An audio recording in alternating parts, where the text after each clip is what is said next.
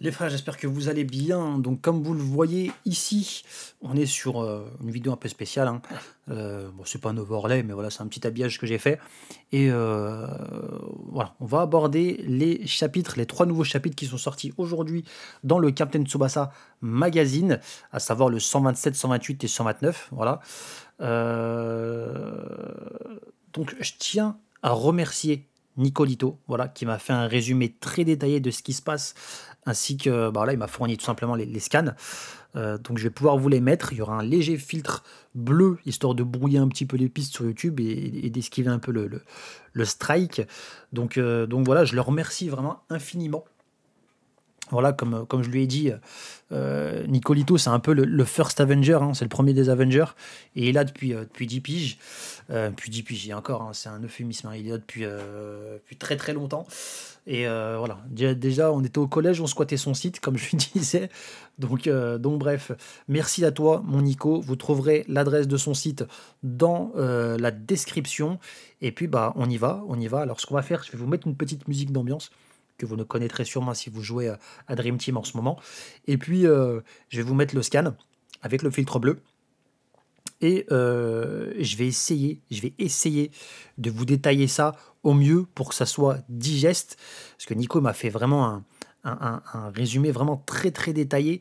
Donc je vais essayer de faire ça correctement et de faire honneur voilà, à son taf quand même parce qu'il s'est bien déchiré à faire un gros résumé, hein. Regardez tout ce qu'il a écrit et encore, hein, c'est assez violent. Bref, donc merci à toi mon Nico, hein, des bisous. Et puis on y va. Donc le premier chapitre ici présent. Hop. Donc on voit la cover, hein, Tsubasa et Michael. Voilà, très stylé. De l'autre côté, on a Pierre et la NRS, hein, Pierre qui a pris une petite raclée mais qui n'enlève rien du tout à son charisme, hein, vraiment très très stylé Pierre. Et puis bah, la NRS légendaire. Voilà, donc on voit ici Sanae et Yukari. Yukari c'est la madame à Ishizaki. Voilà. Alors c'est pas forcément sa madame, hein, je crois que c'est juste sa petite copine. Bref, donc voilà, elles sont allées à l'hosto pour petite visite de routine, hein. Voilà, on voit que Sanae est toujours enceinte. Voilà, on le savait. Et du coup on apprend ici qu'elle attend 2 jumeaux, voilà, 2 jumeaux, 2 petits garçons, comme on avait vu dans un one shot. On avait vu que Tsubasa avait eu 2 garçons. Voilà, il a gardé cette idée là pour la trame principale du manga, la trame canon. Et du coup voilà, on apprend aussi que l'accouchement serait prévu pour le jour de la finale, lol. Voilà, et voilà, on sait que Tsubasa et Sanae ont déjà choisi les prénoms pour leurs futurs enfants, mais que voilà, ils veulent pas les dévoiler, ils veulent les garder secrets, sûrement par superstition. Et Sanae promet du coup à Yukari de lui annoncer en première après l'accouchement. Voilà. Donc on est à Barcelone maintenant, hein, et le Barcelona Sports, vous savez, le journal du coup qui a publié l'histoire de Michael, bah, il est en rupture de stock parce que tout le monde a voulu se le procurer, parce que personne ne connaissait Michael. Et voilà, vu les sensations qu'il a faites au JO, voilà, tout le monde veut connaître son histoire. Donc voilà, rupture de stock pour le journal. Voilà, donc là-dessus pas de problème.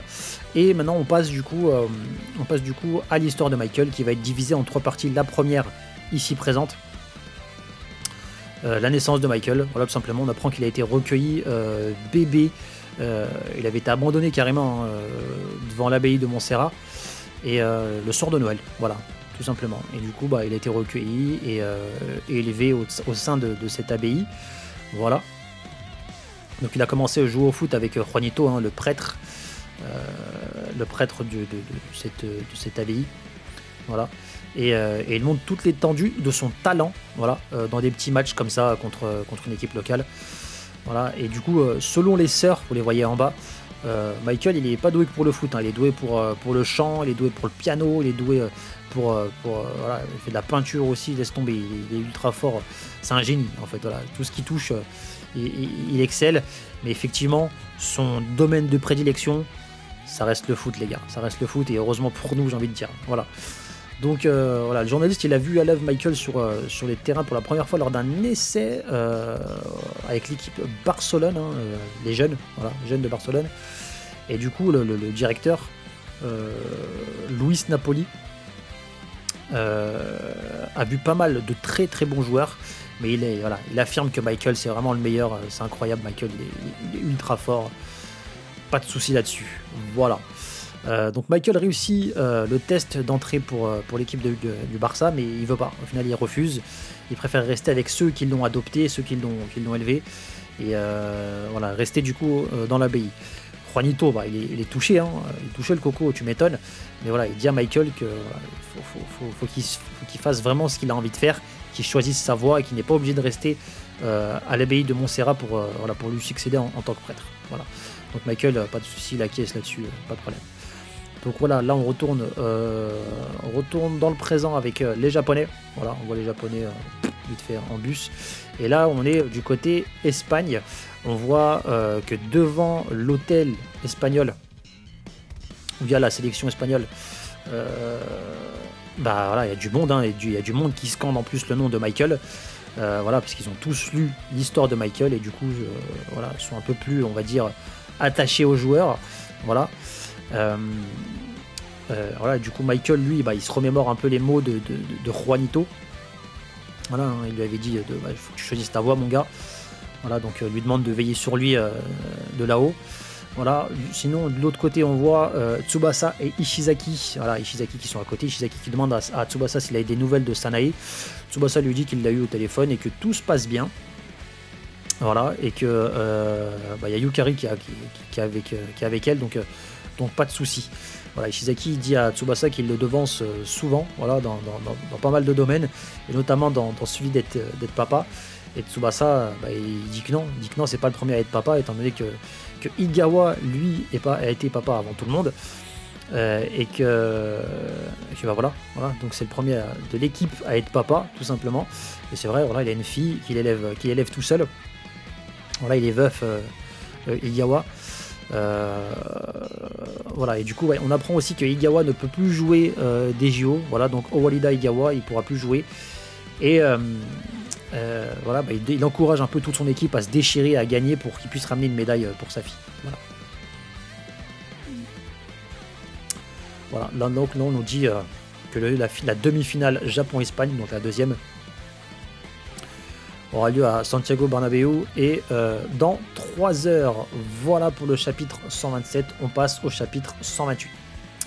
Donc le chapitre 128 les gars, voilà, on continue de suivre Michael, hein.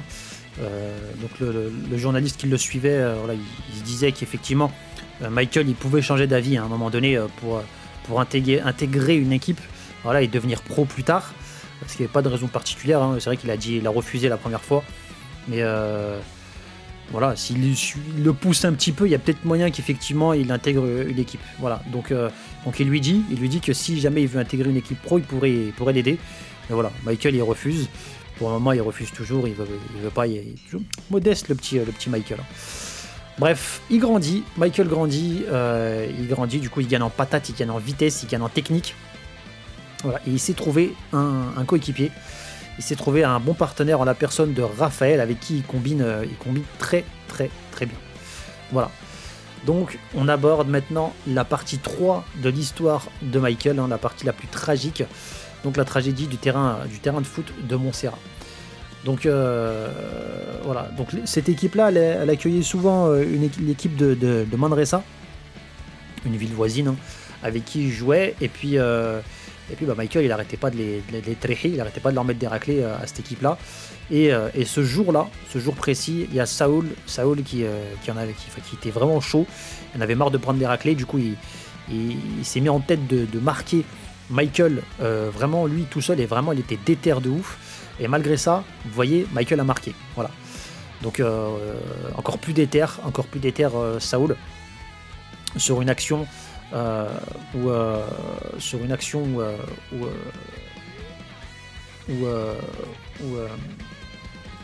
oui, excusez-moi, on m'appelait, du coup ça m'a fait bugger, ça a été un peu chelou.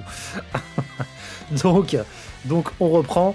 Donc voilà, sur une action suivante, Saoul a voulu dégager le ballon. Voilà, une action dangereuse. Saoul a voulu dégager le ballon. Il a glissé, mais voilà, il était quand même déter et il voulait dégager ce ballon coûte que coûte. Il y allait du coup avec la tête.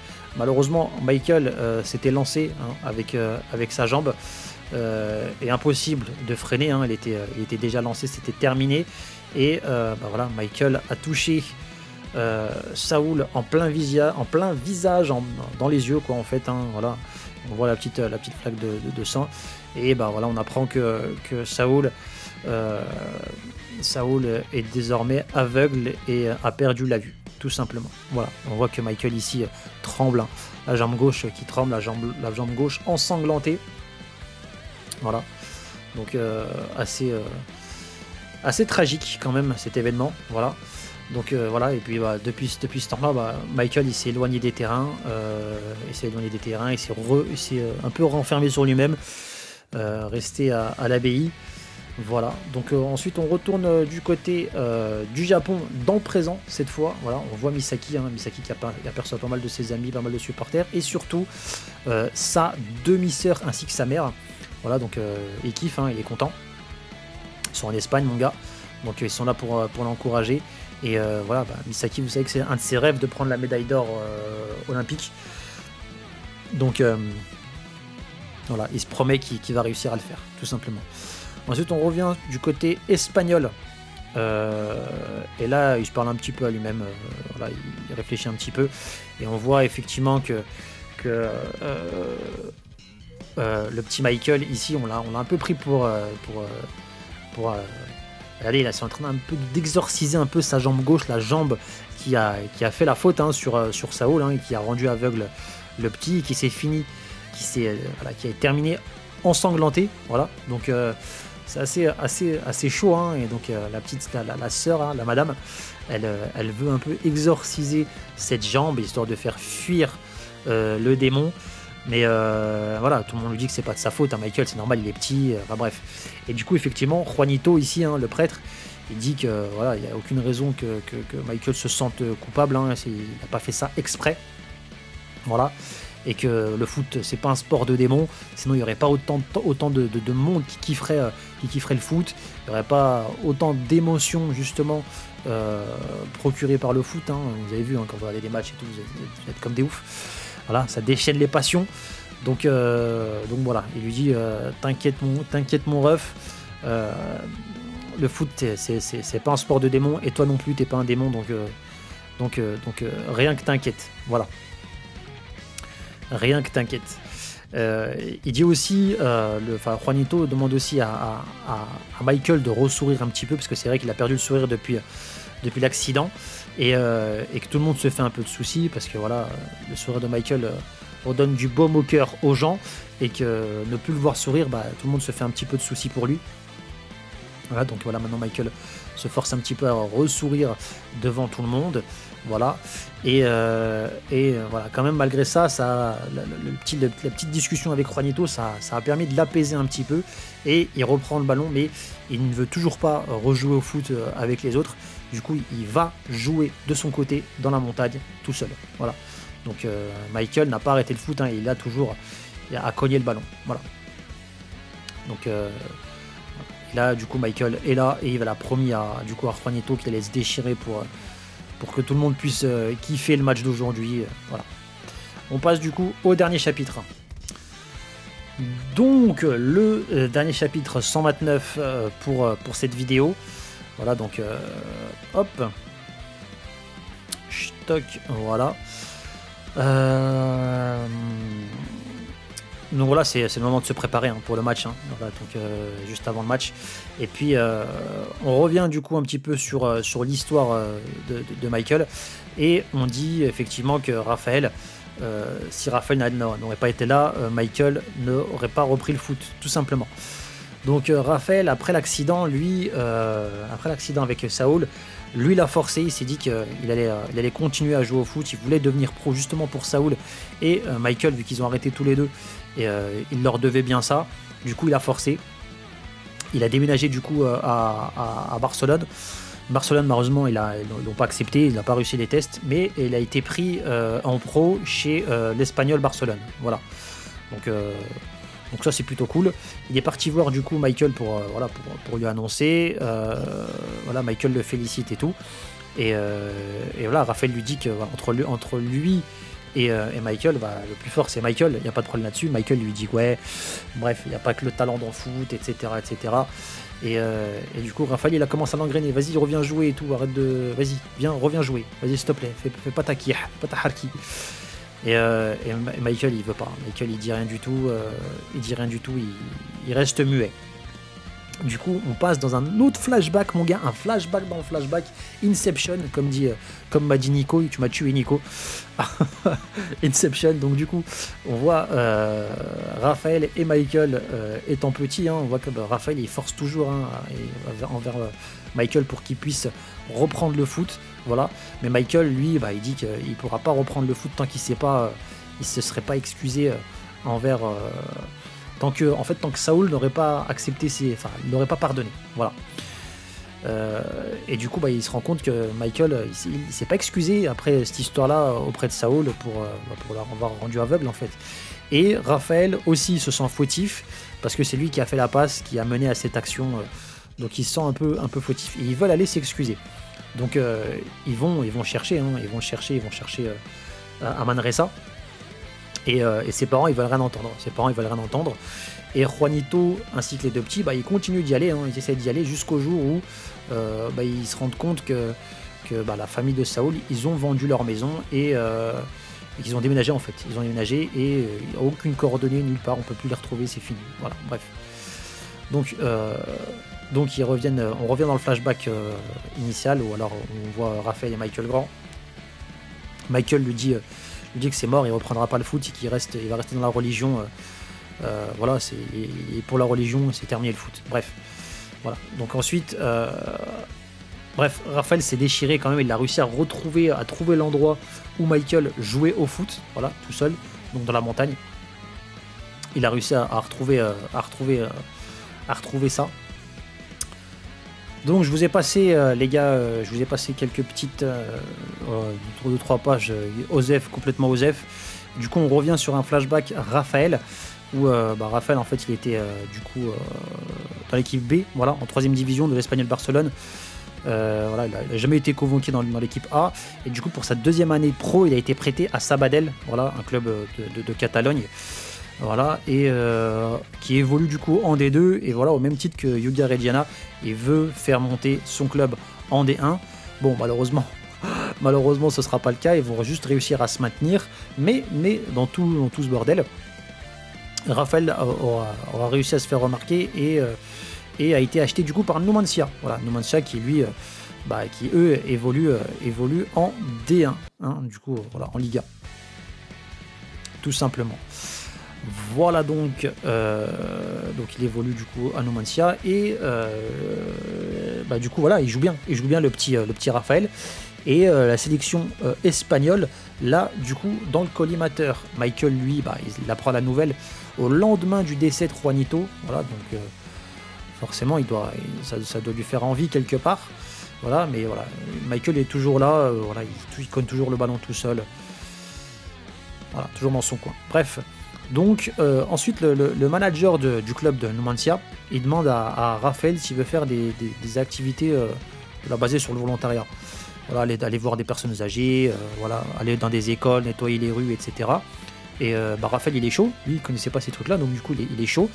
Et il récupère du coup un peu les documents du manager, voir un peu ce qui a été fait. Et du coup ici on a Raphaël qui s'arrête sur une photo, mon gars. Il s'arrête sur une photo où il y a un joueur aveugle en fait. Il y a un joueur aveugle. Voilà. Du coup, il veut aller à cette école-là. Voir s'il peut toujours retrouver. Parce qu'il pense, voilà, il a reconnu Saoul en fait. Donc du coup, il va aller voir s'il peut avoir des infos où est-ce que Saoul peut se trouver. Malheureusement, on lui donne pas d'infos là-dessus. Du coup il se cale, il commence un peu à bouder sur un banc, le petit Raphaël, malheureusement, et il n'a pas trouvé toujours pas trouvé Saoul, et il croise un gamin avec un ballon et aveugle, du coup avec une canne. Il le croise, du coup il le suit, voilà, il se dit mais avec un ballon et tout, chelou ça, donc on va le suivre, on va voir où est-ce qu'il va aller, bon ça fait pas du tout chelou, et du coup il arrive dans un terrain de blind soccer, voilà, avec une équipe qui est déjà en train de s'entraîner, voilà, et du coup Raphaël il tente le coup, et il demande ouais, est-ce qu'il y a quelqu'un ici qui s'appelle Saoul? Et on lui répond oui, qui est-ce qu'il appelle? Et voilà. Saoul y répond, oui, qui est-ce qu'il appelle? Saoul, on le voit ici, avec les lunettes. Et voilà, Raphaël, il se dit qu'il y a quand même un dernier espoir, là, il n'a pas cherché Saoul tout ce temps en vain, et qu'il y a peut-être un espoir pour que Michael reprenne le foot un jour. Donc voilà, concrètement, moi ce que j'ai pensé de ces chapitres, vraiment un développement de personnages vraiment que j'ai kiffé. L'histoire avec Saoul, vraiment tragique pour le coup, hein. On voit que Michael il s'en veut beaucoup, il s'en veut énormément. Tu sens que le perso il est hnin, il n'y a pas en mode ouais je veux le niquer, je veux te tuer, moi je suis là, je suis le plus fort et tout. Non, Michael il est hnin. Hnin, pour ceux qui comprennent pas, c'est vraiment il est comment je pourrais dire ça, il est ultra il est gentil, le gamin il est pur en fait, il est gentil, c'est un genre de Tsubasa en fait, clairement, il est gentil, il est pur. Il a blessé un joueur, et du coup il veut plus jouer, tout simplement. Il veut plus jouer parce qu'il a l'impression qu'il a volé la carrière de Saoul. Du coup il veut plus jouer tant que Saoul ne lui pardonne pas en fait, voilà. Tandis que Saoul lui, visiblement il a l'air d'être passé à autre chose, voilà. Il est carrément en train de jouer lui aussi au foot, au blind soccer, malgré son handicap. Il l'a jamais lâché, voilà. Il reste dans le domaine. Voilà, et de l'autre côté, t'as Raphaël qui pousse Michael, vas-y, reprends mon gars, reprends le foot, vas-y, faut que tu reprennes, t'es un tueur à gages, tu reprends. Michael, il dit toujours non. Raphaël, il force, il fait les efforts, il va à droite, à gauche, il fait son petit bonhomme de chemin en club. Voilà, cette histoire avec Saoul, quand il va le chercher, ouais, est-ce qu'il y a quelqu'un qui s'appelle Saoul? Ouais, mais qui c'est qui l'appelle? Magnifique, ça c'est magnifique. C'est un développement, c'est magnifique. Voilà, on a la petite histoire sur 3 chapitres là. C'est magnifique. Après on avait vu dans des chapitres précédents que Saoul et Michael ils se côtoyaient, hein. Vous avez vu, hein. On les a vu discuter ensemble, mais voilà, donc on va voir comment ça va se passer, comment Michael va faire pour revoir comment il va y réagir quand il va revoir Saoul, etc. Je pense que là Raphaël va lui expliquer un petit peu l'histoire, et Saoul va faire le nécessaire pour que Michael puisse reprendre le foot, et je pense que c'est comme ça que Michael va intégrer Numancia après. Voilà. Donc on verra ça dans les prochains chapitres. Voilà, je suis fracassé, j'ai énormément parlé, c'est compliqué quand même cet exercice, donc faites pas attention les gars, j'ai sûrement bafouillé plein de fois. Voilà, c'est un exercice assez compliqué parce que voilà, j'essaye de voir un petit peu les notes de Nico, j'essaie d'essayer de vous retranscrire ça parfois avec mes mots, voilà, et puis aussi garder l'œil sur les scans pour que vous puissiez avoir l'illustration de ce que je suis en train de raconter, voilà. Donc c'est pas simple, voilà, mais n'hésitez pas du coup à me donner votre ressenti dans les commentaires si vous aimez le format, voilà, comme ça on continuera du coup avec Nico à vous offrir ce format là, et puis ou alors si vous voulez tout simplement un avis du chapitre, voilà, sans vous faire forcément un résumé, parce que là il n'y aura pas de résumé avant un petit moment. Shinji qui traduit les chapitres, les scans en anglais, ne le fera pas dans l'immédiat, hein. Visiblement il est occupé, voilà, et comme Tsubasa, malheureusement il n'y a pas énormément de teams qui bossent dessus, donc ça va être compliqué. Voilà, n'hésitez pas vous de votre côté à me dire, voilà, encore une fois, si vous avez apprécié le format, si c'est le cas on refera ça en décembre. Voilà, en décembre il y a le Captain Tsubasa Magazine volume 10 qui sort, en plus on aura des infos croustillantes sur la Nive Glow de CTDT, et puis on aura 3 chapitres encore de Rising Sun. Donc voilà les gars, n'hésitez pas à me dire ce que vous pensez de l'histoire, n'hésitez pas à me dire ce que vous pensez du format. Sur ce, je vous laisse, je vais aller me vider un tonneau d'eau, voilà, parce que là j'ai la voix qui part en cacahuète. Sur ce, portez-vous bien et à très très très vite. Ciao.